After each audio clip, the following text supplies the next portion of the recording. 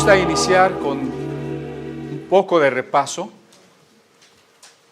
De hecho, se dice que es una de las técnicas de estudio, ¿no? El iniciar con un breve repaso de la sesión anterior, para que no perdamos de vista el cuadro. Desde el capítulo 5, el autor nos empezó a decir que había mucho que hablar de Cristo, según el orden de Melquisedec, que era difícil porque todavía tomábamos leche. Entonces empezamos a estudiar los rudimentos, los fundamentos, la leche. Y después de estudiar las doctrinas básicas, nos dice, vamos adelante a la perfección, que podría ser como una de nuestras metas o nuestra meta del 2017. Vamos adelante a la madurez. Porque el cristiano se enfrenta a un dilema. O crece o cae en la apostasía. No hay un cristianismo estanco, porque la vida es dinámica. Si usted tiene una plantita en su casa, o le echa agua o se muere, pero no se puede quedar así. ¿Verdad que no? A menos que fuera de plástico, pero si es viva, la vida es dinámica. En la vida cristiana, usted se vuelve diligente, como lo estudiamos ya, o se vuelve perezoso. Usted se vuelve alguien que cada día comprende más de Cristo, o se vuelve tardo para escuchar. De todo eso ya hemos hablado. Usted se vuelve una tierra que produce fruto y por tanto recibe bendición de Dios, o una tierra que embebiendo el agua muchas veces no produce fruto y está cercana a ser quemada. Igual que cualquier plantita, o crecemos o nos morimos. Y en esa dialéctica se movió todo el capítulo 6. Por un lado, previniéndonos de la apostasía, porque si habiendo participado del Espíritu Santo, de la salvación, de la fe, de los poderes del siglo venidero, recaemos, no podemos volver a ser salvos. Y por otro lado, hablándonos, como en el contrario, de la certeza de la salvación, porque Dios mismo juró en su inmutabilidad, en la de su ser eterno y en la de su palabra, por dos cosas inmutables, juró y nos da una esperanza cierta. Si podemos tener la fe y la paciencia hasta el final. Esa esperanza cierta se convierte en una firme ancla del alma. Y cuando nos preguntan si estamos seguros de nuestra salvación, podemos decir sí. Eso me lo preguntaron cuando yo tenía 17 años, me lo preguntó un filósofo. Y yo le dije que sí, y me dijo que si no era una soberbia espiritual. Le dije, ¿sería una soberbia espiritual si yo estuviera seguro de mi salvación? Porque supongo que soy muy bueno. Pero ahí no está mi certeza. Mi certeza está en la promesa, en el juramento que Dios ha hecho por sí mismo, como se le juró también a Abraham. Y Abraham recibió la promesa porque perseveró en la fe y en la paciencia. Paciencia es que a pesar de, continuemos. No olvide esta frase, a pesar de, porque la gracia es un a pesar de. Dios nos ama a pesar de que somos pecadores. Y la paciencia es que nosotros hemos creído en Dios a pesar de las pruebas que estamos viviendo. Por eso la frase a pesar de es importante. Esta esperanza, dice el texto 18 y 19, se vuelve una ancla del alma en el capítulo 6, para que podamos entrar detrás del velo. Yo podría preguntarle si cuando usted muera va a ser salvo. Podría decirlo de manera sencilla, va a ir al cielo. Pero puedo decirlo o preguntarlo también de manera tipológica. ¿Usted puede entrar detrás del velo? Y con ello se refiere al tabernáculo o la tienda de la alianza, que en su parte más interior tenía la caja del pacto, que representa la presencia misma de Dios. ¿Puede usted entrar hasta la presencia misma de Dios?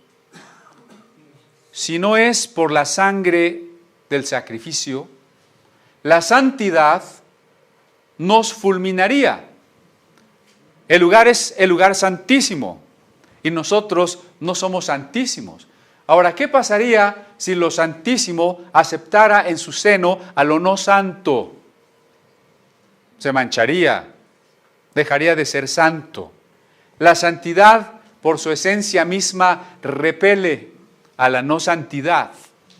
De tal manera que cuando lo no santo se acerca a lo santo, es destruido.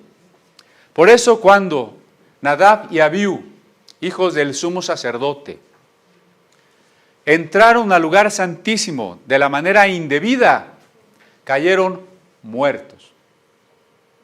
Por eso el capítulo 6 cierra diciendo que Cristo entró como precursor nuestro detrás del velo. Nosotros hemos de entrar detrás del velo, pero no por nuestras obras o nuestros méritos, sino porque Cristo entró ofreciendo su propia sangre. Cristo pasó detrás del velo con su propia sangre. Y si Él entró detrás del velo con su propia sangre, significa que entró con un sacrificio, el sacrificio de sí mismo. Si Jesús no entró en el lugar santísimo terrenal que estaba en Jerusalén, si Jesús no ofreció la sangre de un cordero, sino la suya propia, si no sacrificó a un borrego o a una vaca, sino su propia vida, entonces cambió el santuario, cambia el culto, cambia la ofrenda y por tanto cambia el sacerdocio. Y por eso, cuando el apóstol empezó a decirnos que hay mucho que decir respecto a Cristo, sacerdote, según el orden de Melquisedec, y tras aquella digresión de las doctrinas básicas y de la prevención contra la apostasía, la invitación a la diligencia, vuelve al tema y dice, Cristo entró tras el velo porque Él es sacerdote según el orden de Melquisedec. Y entonces empezamos a estudiar a este enigmático personaje del cual solo existen 3 versículos en el Génesis. Y vimos cómo el autor de la carta a los Hebreos, a partir de esa historia corta, de ese relato que está en la Torá, comienza a inferir todo lo que significa el hecho de que Jesús sea sacerdote según el orden de Melquisedec. En el mundo hay muchos tipos de sacerdocios. Aquí en nuestras tierras, en la época prehispánica, había sacerdotes de Quetzalcóatl y sus enemigos, sacerdotes de Huitzilopochtli. Y en cualquier lugar que vayamos, habrá sacerdotes de distintas religiones. En la Biblia solo hay la posibilidad de ser sacerdote de uno de 2 órdenes, del sacerdocio de Aarón o del sacerdocio de Melquisedec. Váyase preguntando, ¿y en la iglesia qué sacerdocio tenemos? Si ayer reconocimos a nuestro hermano Víctor como pastor en la iglesia, ¿eso significa que ahora él es sacerdote y usted no? Que le vamos a comprar su túnica para que ya se vea más formal, más solemne cuando predique. Solo hay 2 órdenes, el de Aarón y el de Melquisedec. Y decíamos que entre 1000 A 400 tal vez años después de este relato, David dice otra vez: tú eres sacerdote para siempre, según el orden de Melquisedec.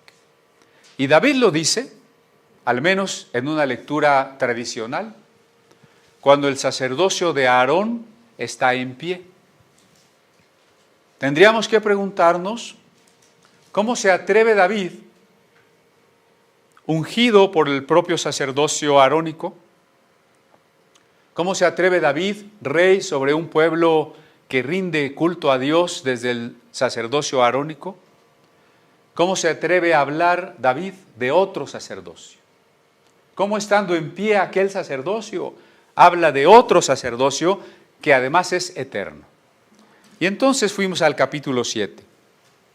Porque este Melquisedec, dice el verso 1, rey de Salem, sacerdote del Dios Altísimo, que salió a recibir a Abraham, que volvía de la derrota de los reyes, y le bendijo, a quien asimismo dio a Abraham los diezmos de todo, cuyo nombre significa primeramente Rey de Justicia y también Rey de Salem, esto es, Rey de Paz. No olvidemos que la carta a los Hebreos quiere mostrarnos que Cristo es mayor que toda revelación, es la suprema revelación, mayor que los ángeles, mayor que Moisés, mayor que el culto arónico, mayor que el tabernáculo, mayor que los sacrificios, mayor que la ley, mayor que la tierra de Canaán. Cristo es mayor. Ahora, Cristo es mayor que Abraham. Y decíamos, Abraham es el padre de la fe. Es el primero que comprendió que no había más que un solo Dios.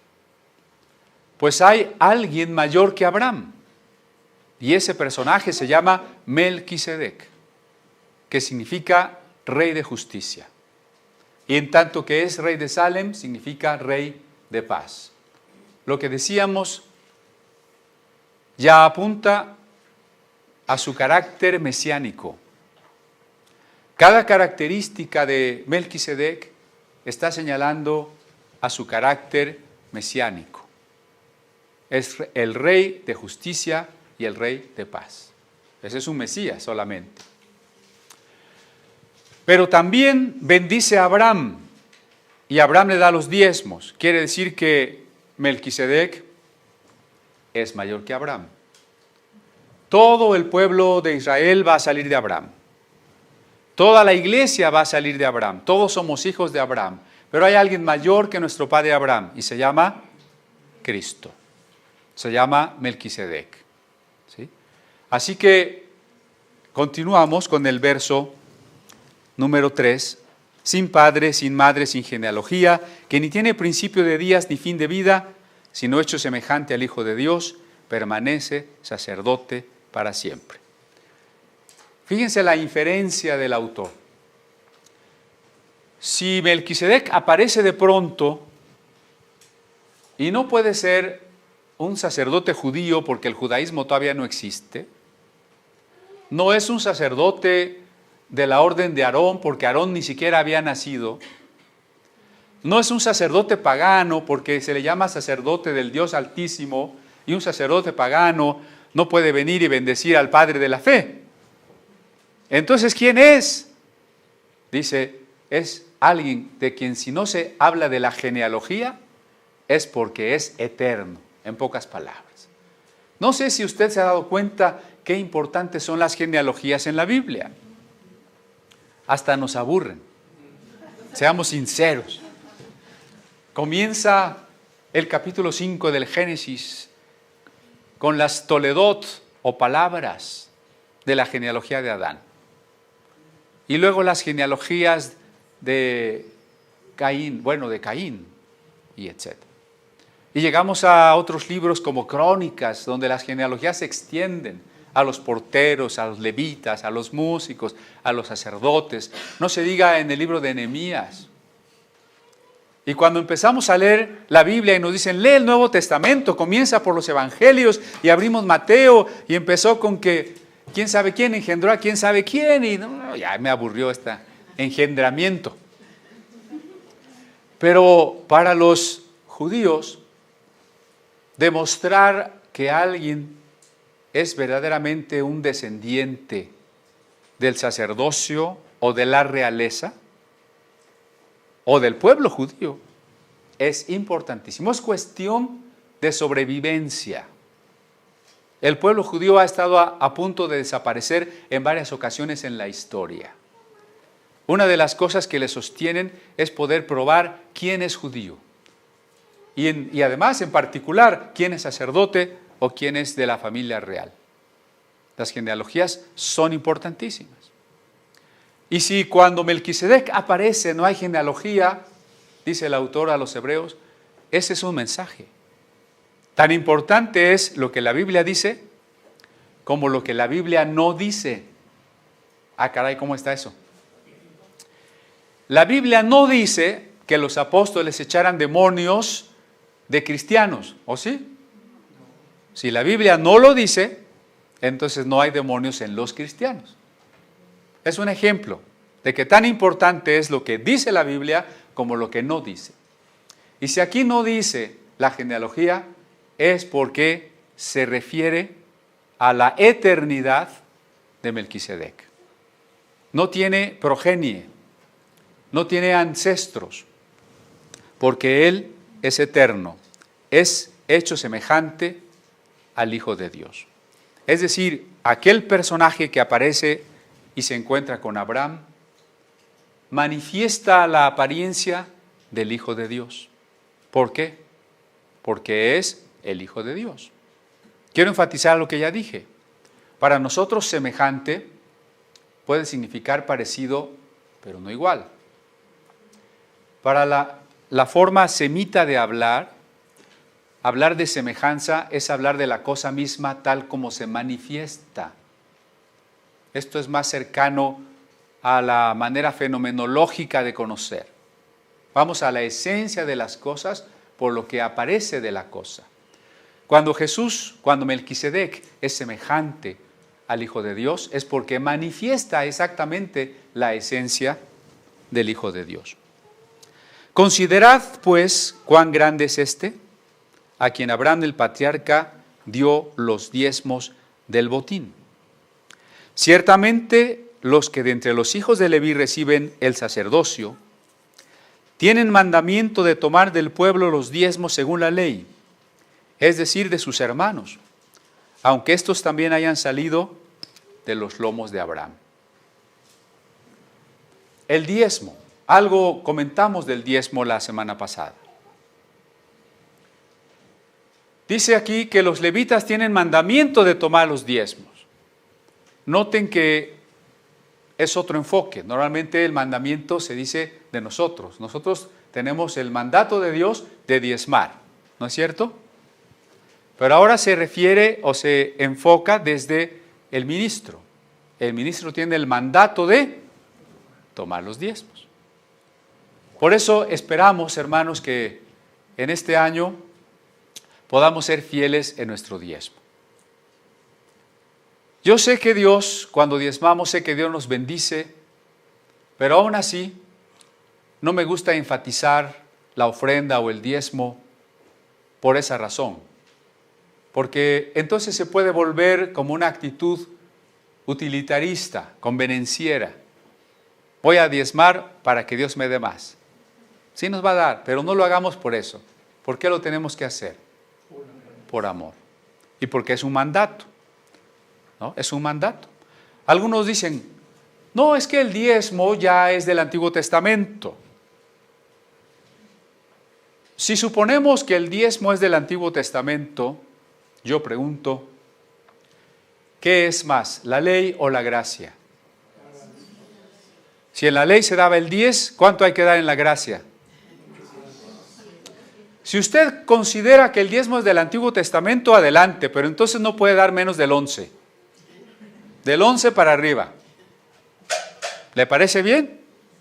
Porque si usted me arguye que el diezmo es del Antiguo Testamento para no dar, entonces es el espíritu de, no el espíritu de. ¿verdad? Ahora, yo digo que el diezmo es de la ley porque yo en la gracia quiero dar más. Adelante, ¿no? Del 11 para arriba. Pero cuando a Dios le damos porque es un mandato y porque le damos por amor. Y es muy interesante que, permítanme usar el pizarrón, ojalá y se alcance a ver en la transmisión algo. Recuerde que Abraham es nuestro padre, así que de Abraham saldrá uno de sus bisnietos, ¿no? Que es Leví. Dice, de los levitas los levitas tienen mandato de tomar el diezmo de sus hermanos, de las otras tribus. Son 12, porque Leví no recibe herencia de la tierra y en su lugar entra el hijo mayor de José, que es Efraín. Sus hermanos, aunque son iguales en tanto que son hermanos, recibe el diezmo. Es decir, recibir el diezmo de los hermanos que somos iguales no significa que a mí me hace de una categoría superior. Porque otra de las críticas es que en la Biblia no dice que en la iglesia tenga que haber una casta sacerdotal, unos clero de profesión. No, aquí está hablando de que todos somos iguales, de que todos somos hermanos. No nos hace diferentes, no pretendemos ser diferentes, ni tener poderes diferentes, ¿no? ¿Quién bautiza? Hay algunas fotos, tengo muchas fotos de bautismos de comunidad. En ninguna estoy yo bautizando. ¿Quién bautiza? Ustedes. ¿Quién imparte la Santa Cena? Ustedes, ¿no? ¿Quién casa? La pareja se casa solita.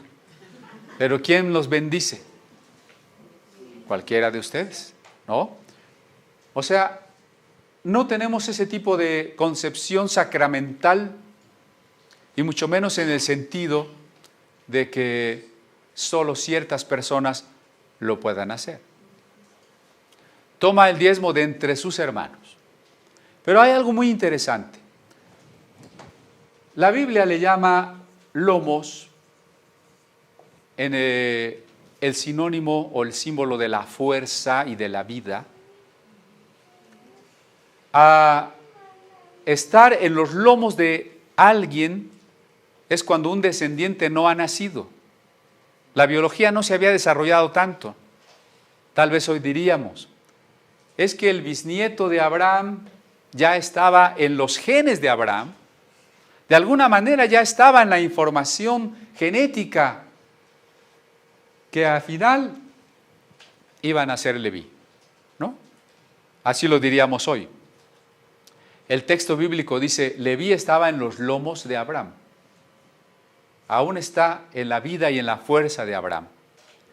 Cuando Abraham diezma a Melquisedec, dice, Leví está diezmando a Melquisedec. ¿Sí ve? Esto es cuestión de autoridad. Hablábamos que el diezmo es cuestión de autoridad, es un reconocimiento de la autoridad. ¿Diezmó Melquisedec a Abraham o Abraham a Melquisedec? Abraham a Melquisedec. Entonces, ¿quién tiene la autoridad? Melquisedec. ¿Quién bendijo a quién? ¿El padre de la fe bendijo a un sacerdote pagano que se encontró por ahí? ¿O el sacerdote del Dios Altísimo bendijo al padre de la fe? Ahora, ¿quién tiene mayor jerarquía? Vamos a llamarle así en el sentido en que los pueblos antiguos reconocían a los mayores. Estamos en la época patriarcal. El patriarca tiene autoridad sobre un grupo de familias que forman la tribu o el clan. ¿Quién es el patriarca? Abraham. ¿Quién tiene más autoridad, Abraham o Leví? Abraham. De Leví nació Aarón, ¿no?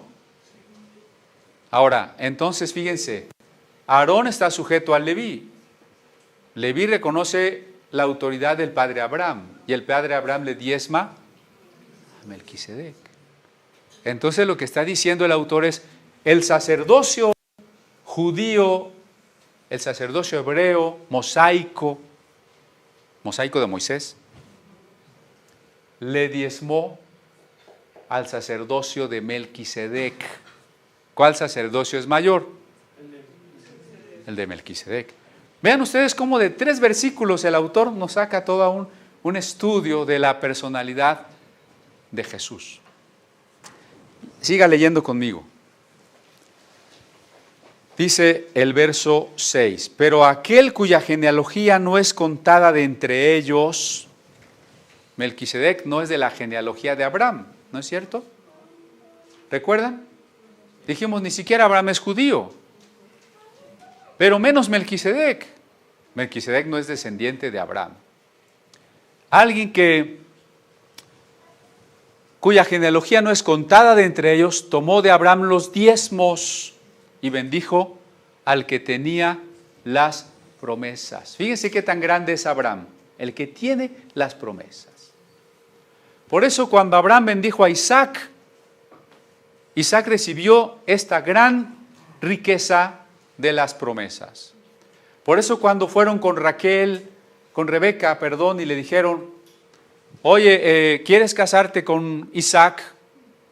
Y como todavía no había Facebook, Rebeca no conocía a Isaac, pero supo que tenía las promesas y dijo sí. Y luego cuando viene Jacob y Esaú menosprecia estas promesas y dice, a mí véndeme un plato de lentejas. Pero Jacob no las menosprecia. Trata de adquirirlas de manera indebida, pero las quiere, ¿no? De cualquier forma. Y después Jacob tiene sus 12 hijos y uno de esos es Leví. Y luego Leví tiene descendientes al cabo de varias generaciones y uno de ellos es Aarón. Entonces el texto dice que consideremos a Jesús de quien no hay genealogía. Las genealogías son importantes. Por eso estoy hablando de esto que quizás para alguien que conozca poco la Biblia pueda hasta resultar aburrido. O pensar, a mí que me interesa que el hijo de Abraham fue Isaac y que de Isaac nació Jacob y que de Jacob nació Leví, me tengo que aprender que Rubén, Isaacar, Zabulón, Neftalí, etcétera, y que luego que fueron a Egipto y que no sé qué, y que luego nació Moisés y su hermano Aarón. Esa es la importancia de la genealogía. Pero ahora hay un Melquisedec que no tiene genealogía y que toma de Abraham los diezmos y lo bendice. Hay 2 signos de autoridad, ¿no? Este bendice a este y este diezma a este. ¿De acuerdo? Y sigue diciendo, sin discusión alguna, por si te quedara duda, sin discusión alguna, el menor es bendecido por el mayor, ¿no? Por eso hay que poner cuidado también cuando se hace la imposición de manos. Porque a veces, hay iglesias en las que ya no se usa la imposición de manos, pero hay otras donde se abusa de la imposición de manos. Para cualquier cosa ponemos las manos, ¿no? Sin considerar quién tiene que bendecir a quién. Hay que pensarlo, ¿no?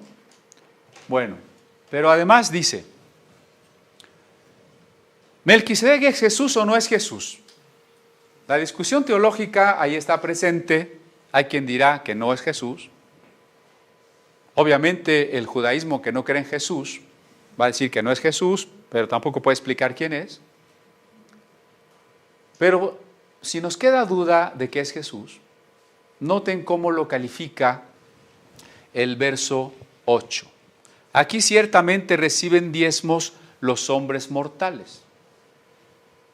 En este caso, los ancianos, ¿no? ¿Qué somos? Hombres mortales, como todos. ¿Quién morirá el 2017? ¿Está usted preparado? Somos hombres mortales. Pero allí, en ese relato, en aquel lugar, uno de quien se da testimonio de que vive. A partir de esta frase yo le pregunto si Melquisedec era mortal o no era mortal. No era mortal porque se da testimonio de que vive. Y por eso insistimos cuando se habla de sacerdocio eterno, es que tiene que ser único. Porque si hubo otro antes que él, ya no es eterno. Y si habrá otro después, tampoco es eterno. Si tú eres sacerdote para siempre significa único. Y para siempre significa que no tiene principio de días ni fin de vida. Que no tiene genealogía y que se da testimonio de que vive.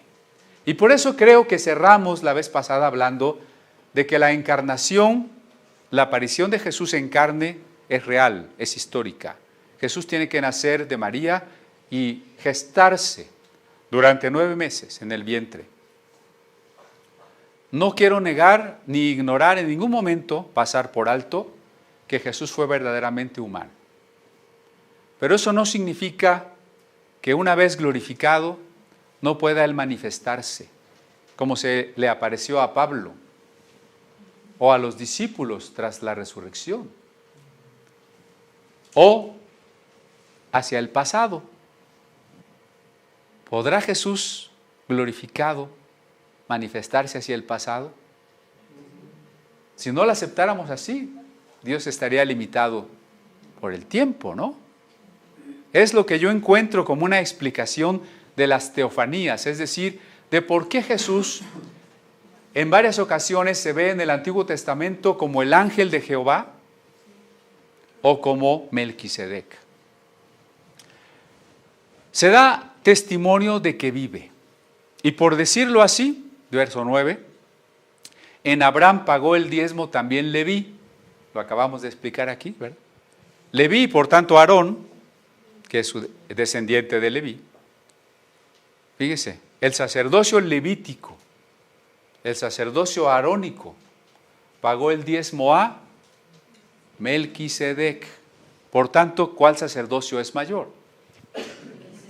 Si subimos un poquito para ver el 9, por favor. En Abraham pagó el diezmo también Leví, que recibe los diezmos, porque aún estaba en los lomos de su padre cuando Melquisedec le salió al encuentro. Es decir, Leví, por tanto Aarón, aún estaba en los lomos, en el genoma de su padre en sentido amplio del término, de su antepasado, Abraham. Ahí estaba Leví cuando diezmó a Melquisedec. Si pues la perfección fuera por el sacerdocio levítico, porque bajo él recibió el pueblo la ley, ¿qué necesidad habría aún de que se levantase otro sacerdote según el orden de Melquisedec? Si nos queda claro entonces que Abraham es menor que Melquisedec y que por tanto todos sus descendientes, incluido el sacerdocio arónico, están sujetos al sacerdocio de Melquisedec. ¿Sí nos queda claro? La pregunta obligada, cuando hablamos de que Jesús al entrar, al traspasar el velo, ofreció un diferente tipo de sacrificio y ofreció un diferente tipo de culto en otro santuario que no es el terrenal, ¿significa eso otro sacerdocio? La pregunta es, ¿para qué necesitamos otro sacerdocio? Esa pregunta es muy importante porque tristemente, hay que decirlo, los judaizantes están arrastrando iglesias enteras. Tarde o temprano usted se va a encontrar con alguno de ellos, o ya le ha tocado, ¿no?, discutir con personas que quieren prácticamente hacernos hablar hebreo, diciéndonos que si pronunciamos palabras como Dios, Cristo, Jesús, que no están en hebreo, son blasfemias, que tenemos que decirlas en hebreo, que tenemos que guardar el sábado, que tenemos que guardar la ley, que no podemos comer puerquito, ni camarones, ni nada de esas cosas. Que usemos kipá, que toquemos el shofar, que seguramente nuestros antepasados españoles eran criptojudíos, o sea, judíos secretos, y que nosotros seguramente somos judíos. Y entonces mucha gente se deslumbra e incluso en su complejo de inferioridad quiere ser judío. En su falta de entendimiento de que en Cristo Dios ha hecho de los dos pueblos un solo pueblo, en su falta de entendimiento de que todos los que hemos creído somos hijos de Abraham, piensa que hay que regresar al judaísmo. Y por cierto, el judaísmo no es igual a la antigua religión hebrea. La antigua religión hebrea la tenemos descrita en los pasajes más antiguos del Pentateuco. El judaísmo actual poco o nada se parece a la religión hebrea antigua. El judaísmo actual está lleno de tradiciones que ha ido acumulando a lo largo de siglos, de interpretaciones esotéricas, cabalistas, contrarias a la Escritura. Además, ni siquiera tiene un templo, ni ofrece sacrificios. No se parece a la antigua religión hebrea. No nos confundamos pensando que ser judaizantes es volver a Moisés. Aún eso está muy lejos de Moisés. Pero la pregunta es, ¿para qué otro sacerdocio si teníamos la ley? Si la ley salvara, habría que hacernos también esta otra pregunta: ¿para qué necesitábamos que Cristo hubiese venido al mundo? Pablo ya se lo había preguntado allá en la carta a los Gálatas. La ley fue dada mucho tiempo antes de Cristo. ¿Cuánto tiempo? Si consideramos la genealogía tradicional, la ley existió unos 1300 años, al menos en un núcleo primario, antes de Cristo. La ley es más antigua que Cristo por 1300 años. Por supuesto que quien idolatra la ley dice que la ley no es 1300 años más vieja, sino que es eterna y que Dios hizo el mundo por medio de la ley, lo cual tampoco está en la Biblia, de pasada se los comento, ¿no? La ley es tan humana, es tan ubicable en un lugar y en una fecha que tiene perfectas alusiones a cierto tipo de cultura agrícola, campesina, de cierto tipo de economía, de ciertas costumbres, que no puede ser una ley eterna, por supuesto.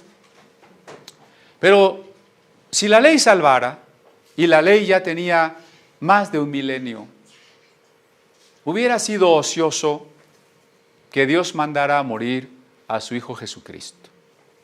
Simplemente se hubiera tratado de que cada uno de nosotros fuera cumpliendo la ley, y así el que la cumpliera se salvaba y el que no la cumpliera se perdía. Parece muy sencillo, pero ya sabemos quién puede cumplir la ley. Suponiendo, sin conceder, no estoy de acuerdo con esa división, pero Maimónides propuso en la Edad Media que la ley tenía 613 preceptos. ¿Quién ha cumplido los 613 preceptos de la ley? Nadie se puede salvar por la ley, de tal manera que la pregunta, ¿qué necesidad habría de que se levantase otro sacerdocio? Subimos un poquito al verso 11, por favor. ¿Qué necesidad habría de que se levantase otro sacerdote según el orden de Melquisedec y que no fuese llamado según el orden de Aarón? Un judaizante nos está invitando a regresar al orden de Aarón. Y acuérdese que no le gusta que digamos sacerdote, quiere que digamos Cohen. Y quiere que reconozcamos el sacerdocio arónico. Pero déjeme decirle que eso es, ahí sí literalmente ir como el cangrejo, irnos para atrás. ¿Por qué vamos a regresar al sacerdocio de Aarón si nosotros fuimos salvados en el orden de Melquisedec? ¿No? ¿Por qué vamos a regresar a un sacerdocio que es menor? Un sacerdocio que vino después de Melquisedec, un sacerdocio que tuvo que ser bendecido por Melquisedec, que tuvo que diezmar a Melquisedec. Porque cambiado el sacerdocio, necesario es que haya también cambio de la ley. De ahí la insistencia. Cristo no murió en el templo de Jerusalén. ¿Dónde murió? Fuera de la ciudad. Cristo no entró con su sangre a ese templo físico, donde además en esa época, en el lugar santísimo, ni siquiera había arca del pacto. Ya se había perdido desde los tiempos de Nabucodonosor 500 años antes, casi 600. Pero Cristo entró a otro templo, con otra sangre, de tal manera que el sacerdocio cambia la ley. Verso 13. Aquel de quien se dice esto es de otra tribu, de la cual nadie sirvió al altar. Los levitas fueron una tribu escogida para servir en el culto del ritual arónico. Aquí se le llama de manera metonímica el altar. Unos eran porteros. Era importante ser portero porque toda la gente llegaba con sus animales y había que recibirlos y ordenarlos y preparar los animales. Otros eran cantores y músicos. En los tiempos de peregrinación, unos cargaban las columnas del templo y las basas, las cortinas y todos los utensilios del templo. Pero todos los levitas servían a Dios. Y ninguno que no fuera levita podía servir a Dios. No es como ahora, ¿no? Usted dice, yo quiero participar en la alabanza, no sé tocar nada, pero me traje mi cuchara y mi sartén para. Bueno, pues está bien. Hoy cualquiera de nosotros predica, comparte, bautiza. En aquel entonces, si usted no era un levita, no podía llegar y decir, yo quiero ser sacerdote, a ver, ¿a dónde mato los borregos? No, solamente siendo un levita. Jesús no nació de la tribu de Leví, aunque tuvo parientes, ¿no? Porque Elizabeth era esposa de Zacarías, que era sacerdote, y era prima de María, ¿no? Pero Jesús nació de la tribu de Judá, de una tribu de la que no se dice nada con respecto al culto. En Jesús va a coincidir los tres oficios: ser rey, ser sacerdote y ser profeta. Continúa diciendo, porque manifiesto es que nuestro Señor, ¿por qué de repente está hablando de nuestro Señor si estaba hablando de Melquisedec? Porque ya quedó claro quién es Melquisedec, ¿no? El que es semejante al Hijo de Dios. Nuestro Señor vino de la tribu de Judá, de la cual nada habló Moisés tocante al sacerdocio. No hay sacerdotes de la tribu de Judá en el orden de Aarón. Si Jesús es sacerdote y no es del orden de Aarón, entonces es otro sacerdocio, por necesidad. No hay más. Y esto es aún más manifiesto si a semejanza de Melquisedec se levanta un sacerdote distinto, o sea, distinto a los de Aarón. En el tiempo en que Jesús vivió, ¿quiénes eran? Y lo digo en plural porque indebidamente eran sumos sacerdotes. Anás y Caifás, ¿no? Digo indebidamente porque solo podía ser uno. Pero se levantó otro distinto que fue Jesús, no constituido conforme a la ley del mandamiento,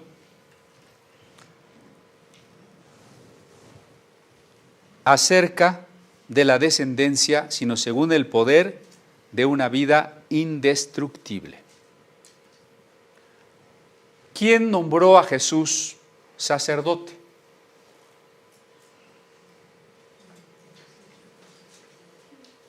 No fue la oficialidad religiosa de Israel.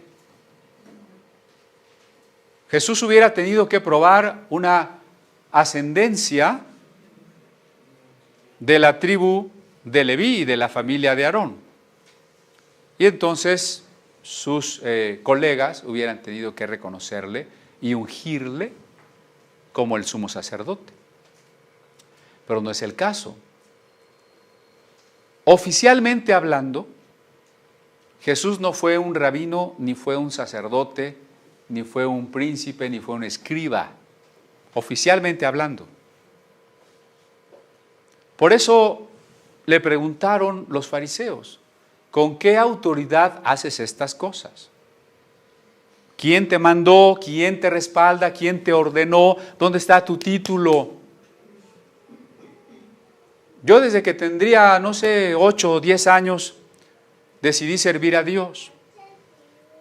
Y yo pensaba terminar mi carrera universitaria, luego ir al seminario y empezar a ser pastor. Cuando ya en el seminario te gradúan, ¿verdad? Te dan tu papelito y te ordenan, pues ya. Pero de repente, a los 16, me encuentro con que ya soy pastor. Y a veces la gente te quiere cuestionar y te dice, bueno, ¿y quién te ordenó? Pero ese quién te ordenó, si tuviésemos que aceptarlo así como que un pastor ordenado me tuvo que ordenar a mí y a ese ordenado lo tuvo que obviamente ordenar otro ordenado, ¿hasta dónde?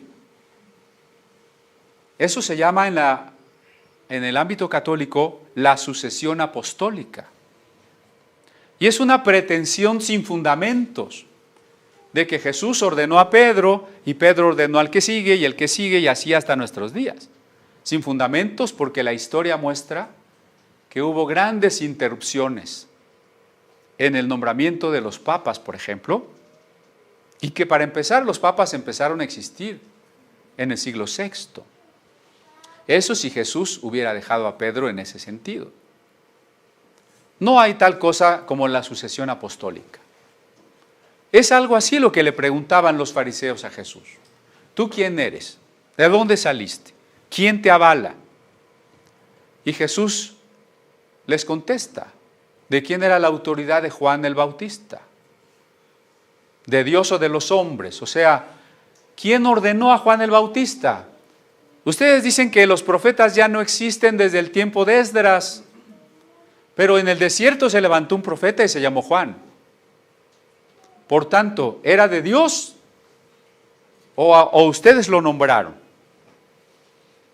Y entonces los fariseos dicen, si le contestamos que Juan el Bautista era nombrado de hombres, el pueblo se nos va a echar encima. Si salimos con nuestra doctrina de que con Esdras se acabó la profecía, el pueblo nos apedrea, ¿verdad? Esos 400 años de silencio son invención farisaica. Y si decimos que era de Dios, entonces nos estamos poniendo la soga al cuello, ¿no? Porque estamos reconociendo que la autoridad humana formal no tiene la menor importancia cuando es Dios el que da la autoridad directa. Pues esa es la autoridad que tuvo Jesús. Los judíos que no creen en Jesús dicen, Jesús no fue un rabino, ni quien quiera que sea un rabino oficial, no nos interesa. Jesús fue un rabino de la autoridad de Dios, un profeta avalado por Dios, un sacerdote establecido por Dios, por encima y más allá del sacerdocio humano, del sacerdocio arónico, porque él pertenece al sacerdocio de Melquisedec, no al sacerdocio humano. Y la prueba de que Jesús ha sido establecido como un sacerdote eterno es la resurrección. Porque dice allí, según el poder de una vida indestructible. Quiere decir que si cuando se profetiza en el Salmo 110, tú eres sacerdote para siempre según el orden de Melquisedec, insiste, ese para siempre es una vida indestructible, porque no tuvo genealogía. Y cuando apareció y se ofreció a sí mismo, cuando se sacrificó muriendo él mismo y ofreciendo su propia sangre, resucitó, de tal manera que su vida es indestructible. ¿Qué avala a Jesús en su humanidad como sacerdote supremo y eterno? La resurrección. De ahí que en comunidad hemos insistido mucho en que la resurrección de Jesús es la doctrina central del cristianismo. Y que hace rato, para iniciar el año, entonamos el himno Resucitó la nueva edad. Porque si hay una razón y una esperanza para nosotros en este año, es el poder de Cristo resucitado en nuestra vida. Si Cristo no hubiera resucitado, estamos perdidos. Queda pues abrogado el mandamiento anterior a causa de su debilidad e ineficacia. Tremendo. ¿Cómo puede ser que alguien siga defendiendo la vigencia de la ley mosaica? No ha leído estos textos, no los ha comprendido. Como dirá Pablo en Romanos 7, la ley es santa, es justa y es buena. El problema es que yo soy carnal. Entonces la ley me puede decir lo que debo hacer y lo que no debo hacer, pero como yo soy carnal, la ley es ineficaz. ¿Qué quiere decir ineficaz? Que no tiene el poder de transformarme. Por eso es ineficaz. Parece casi irreverente, ¿no? Parece que estuviésemos insultando a la ley de Moisés, a la ley de Dios. Bueno, para empezar, no lo digo yo, está en la Biblia. Así que yo me lavo las manos, ¿no? Es el propio texto de la Escritura el que dice que la ley es débil e ineficaz. Pero no es irreverencia y el objeto no es insultarla, sino mostrar que la transformación del hombre no proviene de la letra. Insisto que Pablo en Romanos 7 ha tocado el tema cuando dice, con la mente sé lo que es bueno, conozco la ley, con la mente sirvo a Dios, pero a la mera hora, cuando quiero dejar de hacer lo que no debo hacer, termino haciendo lo que no debo hacer. Y cuando quiero hacer lo que debo, no puedo hacer lo que debo. Esa es la ineficacia de la ley. Ahí está la ley. Porque la ley no fue dada para transformar al hombre, sino para mostrarnos la necesidad de un Salvador, en primer lugar. Y en segundo lugar, la ley puede ser vivida por alguien que previamente ya ha sido transformado, pero no por la ley, sino por la gracia. Porque cuando el pueblo de Israel recibió la ley, ya había sido salvado de Egipto. Vuelvo a insistir en eso, perdonen. La ley no salvó a Israel de Egipto, lo salvó la gracia. Y cuando ya era un pueblo redimido, se le dio la ley. Nosotros tenemos ahora la ley de Cristo, porque ya somos un pueblo redimido. En cuestiones de salvación y de transformar el corazón, la ley es débil. La ley es ineficaz. Por eso es que necesitamos otro sacerdocio, otro tipo de ofrenda, otro tipo de culto, otra forma para entrar al lugar santísimo hasta la presencia misma de Dios. Llevémonos este mensaje el día de hoy. Cristo es el sacerdote eterno. El judaísmo, y más que el judaísmo, la revelación que el pueblo de Israel alcanzó en el Antiguo Testamento apuntaba hacia Cristo. Claramente anotado en la experiencia de Abraham, cuando Melquisedec le bendice y Abraham le entrega los diezmos, lo que nos incluye a todos nosotros, estando bajo el sacerdocio de Melquisedec, de ese Rey de justicia y Rey de paz que gobierne nuestras vidas en este año que